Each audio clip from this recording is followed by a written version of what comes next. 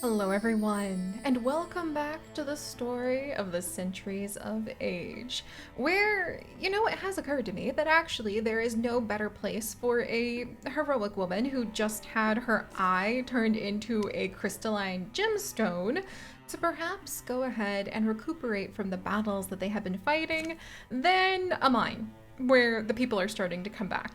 And we might get a chance to, talk to them and say, hey, what the heck? What is this?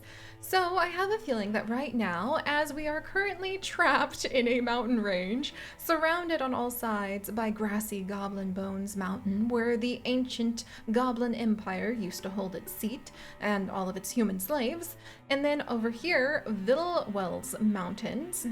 We don't know much about those yet. I wonder if we'll learn more, since they do happen to be near Wolf River Forest and Inland Forest, which had a bunch of caves filled with all sorts of interesting things. I wonder if we'll learn more as we get around the other side to be able to see what's over here if we manage to venture to that part of the world. I would really like to venture to a lot of the world, but I've never been able to survive past chapter 2, so I don't know how much of the world you get to see in the end, to be honest. And then, of course, Cooper's Stair, which I really like the idea that it's called that because it has many hawks who happen to frequent the cliffs and the mountains that grow here, swooping over the Mountain Ridge Pass. So I imagine this to mostly be kind of a very sharply divided area where there are canyons in the mountain range that are just almost impossible to pass. And, the people, even a few hundred years later, after the Goblin Empire fell, are still struggling to really make themselves technologically advanced. They're struggling to really make a civilization that is cohesive and basically can put together enough of the work to get a pass built.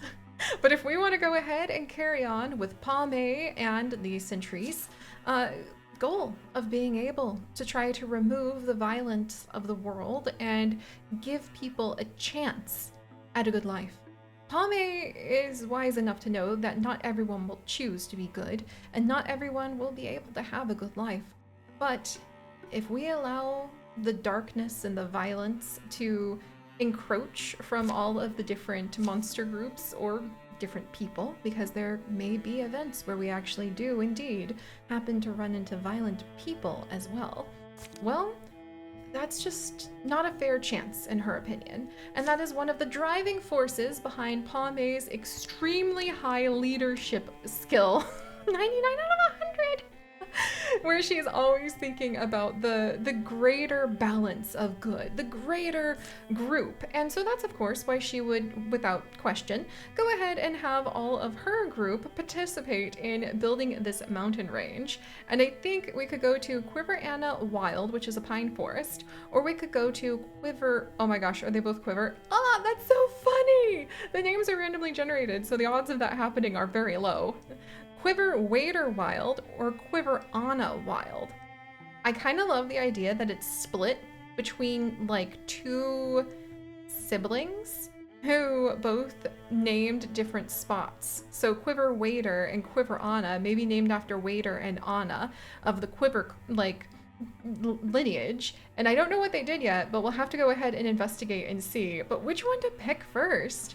Well, we have a pine forest, and then foothills over here. And the pine forests so far have yielded, the metal, one spell thread. Let's see.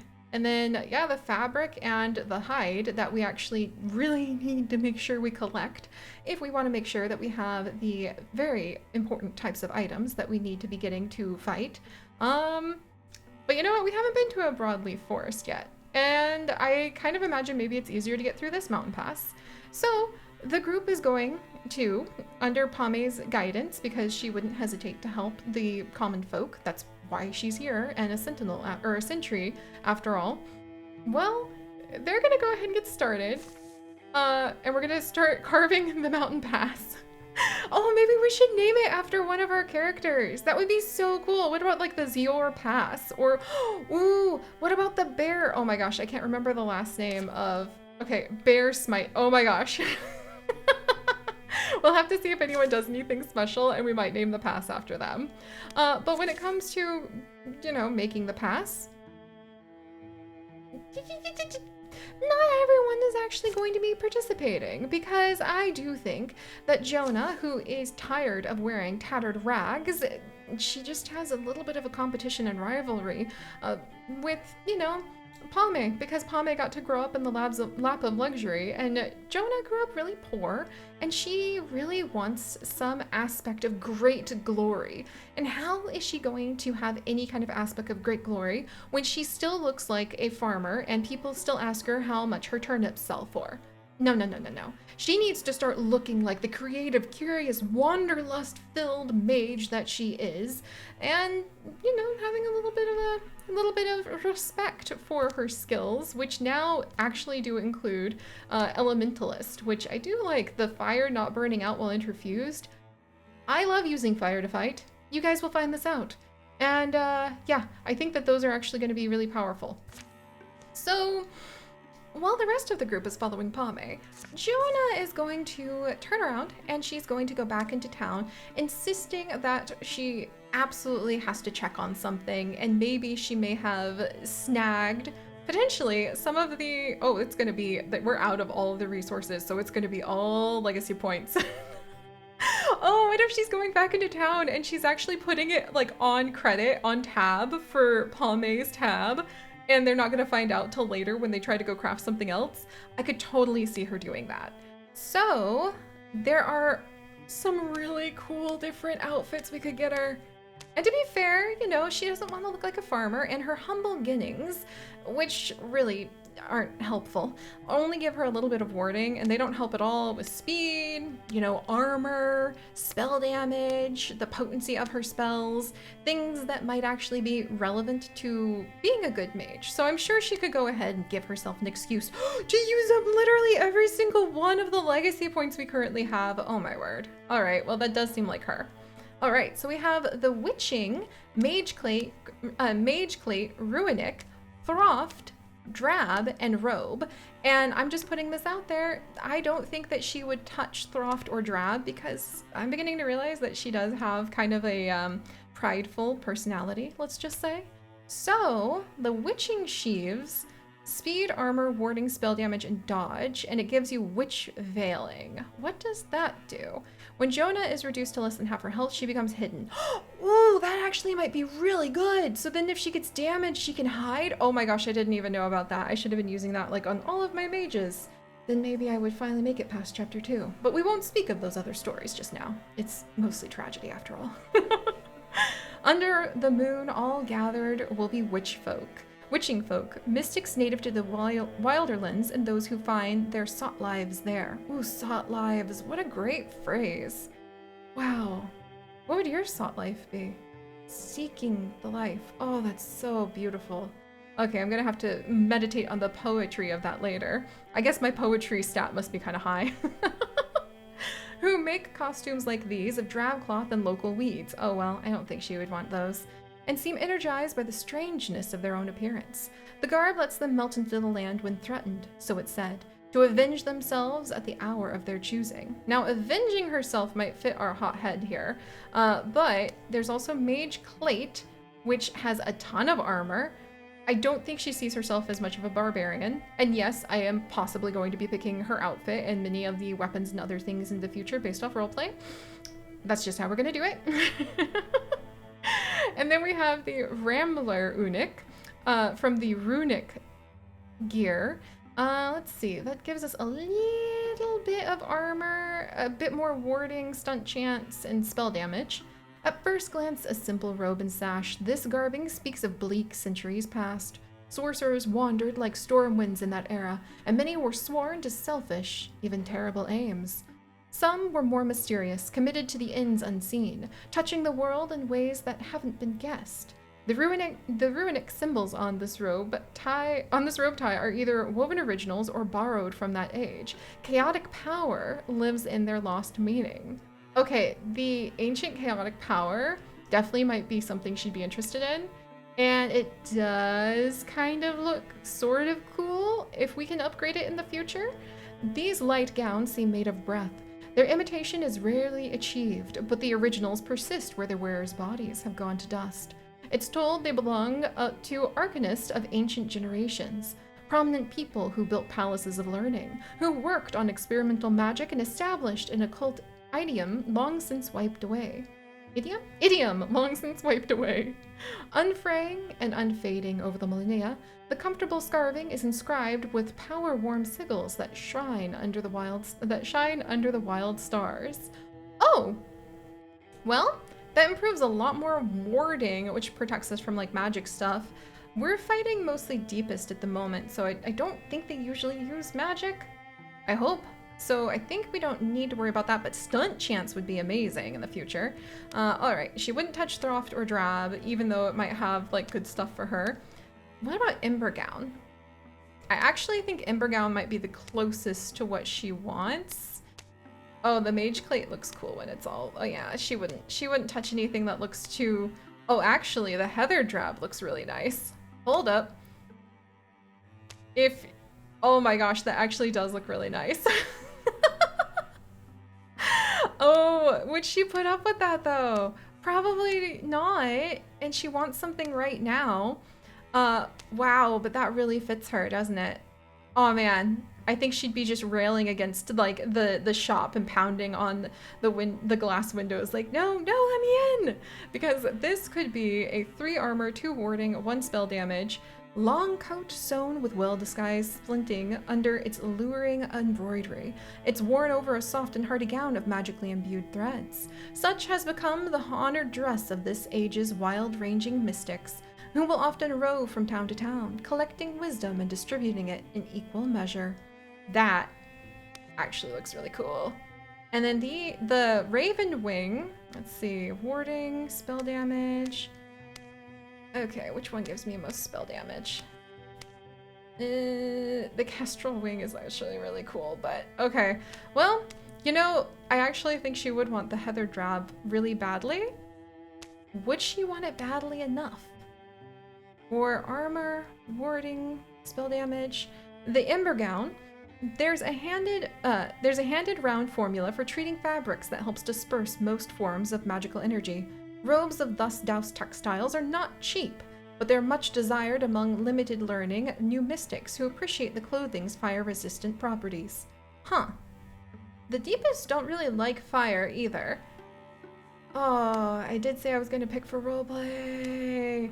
I really want her to be wearing this one so that we could go ahead and have the warding. And okay, you know what? I did say we'd pick for roleplay, so we're gonna go ahead and we're going to pick the Embergown. And she's just gonna kind of slip into town and have this woven together. And I think we're even going to rename it. Let's see. Instead of Embergown, I think we're going to maybe Starweave? Okay, that's a little ambitious. Maybe we should go ahead and call it Waterweave. Because I like the idea that maybe it is fire resistant because it is able to go ahead and have like properties of water. And who knows, maybe if I catch another water sprite, you can actually treat your armor. I've never tried that before.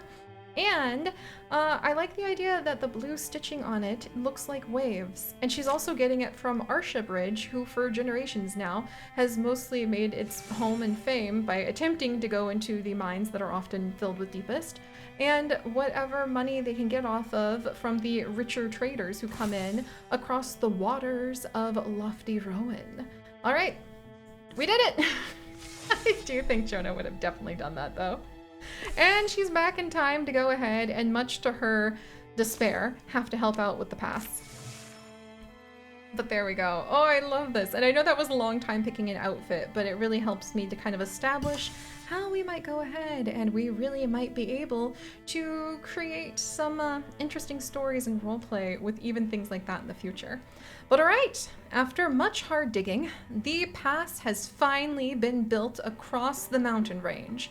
I don't know if anyone has done anything distinctive enough to be worthy of having the pass named anything special just yet. Perhaps all of the townsfolk are simply too exhausted to even think about that. And now we found Quiver Wader Wild, which could offer another mine with even more metal. Oh my gosh, we really need heartwoods or spell threads though. And we only need to clear one more hostile site. Should we search this one too? We should, and I think that Jonah, again, would be waving her arms around and insisting they need more than just heavy rocks to smack against things. But, you know, we've got two warriors, and Pame and Eviana. I could see how they would both be really happy with another mine. So let's go ahead and patrol, because that will actually make the cultists who are here weaker, because we will understand where they were hiding. It went from strength 4 to strength 3, and we could clear this out in no time. We'll probably still have time to even look at what the other quiver, like, wild had to offer. Or Quiverana, that's what it's called. On the road to Elktana Mine. Sinkhole over here. Might want to go around. Says it's muddy. Yeah. Hey, you ever think about farming? Eviana, I don't think Pame ever farmed. I mean, if monster kicking wasn't your thing, if you had just a little bit of land like this and your worst enemies were hoppers and jays and mean Mr. Frost, well, what kind of thing would you grow? Eviana, I love that she's just always clumsily thinking of whatever's not in front of her. I'd stick to the staples. Wheat, oats, barley, enough to keep a town fed. Oh my gosh, that is such a Pame answer. Sounds like you. Does it? Oh my gosh, that's actually adorable. I really like how Eviana is kind of like a Pame fangirl, I think. For me, I like the picture of strawberry fields on a hot summer's day, plucking and eating them right off the stem. But try blackberries too. Hey Jonah, what about you? What would you grow? Nah? I guess I don't think Jonah ever wants to farm again. She hated being a farmer. I think that this would make her very, very irritated, actually. Farming is boring. So she could answer beets. Oh, why not pigs? Or, well, wait, farming's boring. Yeah, she would definitely say that because she hated being a simple farmer. Long as we're making stuff up, can't we have a little more fun with it? But I was having, oh my gosh, that's beautiful. That's perfect. I could just, perfect. This is just going along with what I wanted for them. Yeah, because I'm thinking an obstacle course would be neat. Never enough space for one in my backyard, but picture what I could do with a big old field like this. Draw the locals in, hold an annual contest, need a prize for the winner. Prize would be... Already thinking about prizes, huh? How long have you been planning this? Sun's getting low. Oh. The sun is getting low. Sure is. Did I hear it was muddy ahead? He said so. Rowan. Plus 5.5 speed to Jonah. Whoa, okay. That's really interesting. Also, there's kind of like the enemy literally right here, right now. Well, no need to hesitate. Oh my gosh, I forgot about the wolf call, so now everybody can move faster. All right, Eviana would absolutely be up front. Oh, you brat, you dodged it. Okay, well, and then I guess I could just go ahead. Yeah, well, all right. Jonah, you better show that it was worth it to give you all that stuff. Oh, yes, good job, Jonah. Excellent work. And meanwhile, why don't we go ahead and step into Silk Step? Yeah, we'll step into the shadows with Rowan, who probably tries to stay out of what everybody's fighting is like most of the time. But now that he's in the shadows, we can figure out where the next of the deepest cultists are. And he can even sneak all the way over here. And if they don't search for him, not be seen, so that we can try to get ourselves a little bit further ahead. All right, and then I think Pame would like try to go next to make sure that she's first into danger. Followed by, okay, we need to withdraw because there's no enemies back here. Followed by Jonah, who really, she doesn't want to get right up in there, but she doesn't want to be left behind for all of the glory seeking either. And then let's get Eviana over here, ready to go ahead and whop some baddies on the head. All right, what are you two up to? You guys aren't going to take like any time to go ahead and defeat, to be honest. And like this is going to be very, very brief. All right, so Rowan managed to go ahead and peck off one of them. And then Jonah, can you reach? Yeah, she can reach this one. And, oops. Oh, Jonah, how embarrassing. Like her hit just ended a little bit too short here. All right, Pame, why don't you go ahead? I can't believe like we have one teensy tiny little guy left. And he's gonna get one hit in when we could have had like nothing. Oh, what do you have against Rowan, little brat? All right. What? He dodged. Okay, that's hilarious. This is a very wiggly one. Oh, I didn't mean to move her. Oh my gosh. And now we can't fire leash without without hurting everyone. Oh, I think Jonah would be like, what are you guys doing? All right, let's go ahead and try a barrage. Oh my gosh. And we'd have to barrage so carefully. Oh, thank goodness. I like the idea that maybe Rowan just missed having himself smacked in the face with a bunch of metal because he ducked rather than Jonah wasn't aiming. Ooh, nice. So we have some link mail, which will slow someone down, but it will give them 4 armor. Ooh. It also will take down their dodge though. Okay, I don't know about this though, because it would also decrease accuracy. I think it might be Valiant Bracing. Valiant Bracing is actually, I think, very nice to have for Maid's Lace because when guarding, Iviana gains 1 armor and 1 warding. But at the same time, she wouldn't need that if she had stronger armor. I really like Maid's Lace though. We're gonna go ahead and salvage it. And then, ooh, a torch! Light some fires! Individual can use the torch to light adjacent debris on fire. Oh my gosh, debris on fire. That's totally perfect for Jonah because she very much enjoys, well, I mean, I say that, but you know what? It's actually perfect for Rowan because he happens to be the one who, oh wait, he got the water blessing. It was Iviana who got the fire blessing from the fire spirit. I remember now. And she's got like, wait, didn't she? Wait a second, did I not have a fire spirit? Did I just make that up? I just made that up. I didn't have a fire spirit. I could have sworn I did. No, I had a water spirit. Huh, shows what I was focusing on. So I'm gonna give it to Jonah because I could totally see her very much wanting that. All right, and after each battle, the enemies do become stronger, but I don't know if I'm quite so worried about that, especially now that rumor has it that we could locate Free Nut Fount and be able to end the incursions that have been happening.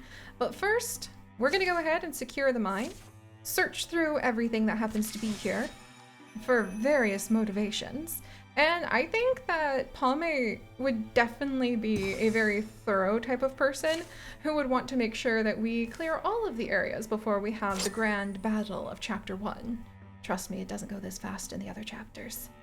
Gloom Glass Ring. So that increases stunt chance, a ring studded with a gem. So I'm gonna go ahead and give that to Iviana, because she's going to be right up in the front quite often, and I want to make sure that she stays safe too. All right, and here we go. Onwards to Quiverana Wild, where hopefully we will be able to make sure that the people of this land will be introduced to... Oh, this is going to escalate. Okay. Well, we're about to find what Iviana Wild, or what the Wilds have to throw in our face, because it's actually a surprise event. So, well, thankfully I think we're well prepared, and hopefully everything will go fine. And I will see you guys next time. Stay curious, everyone. Bye-bye.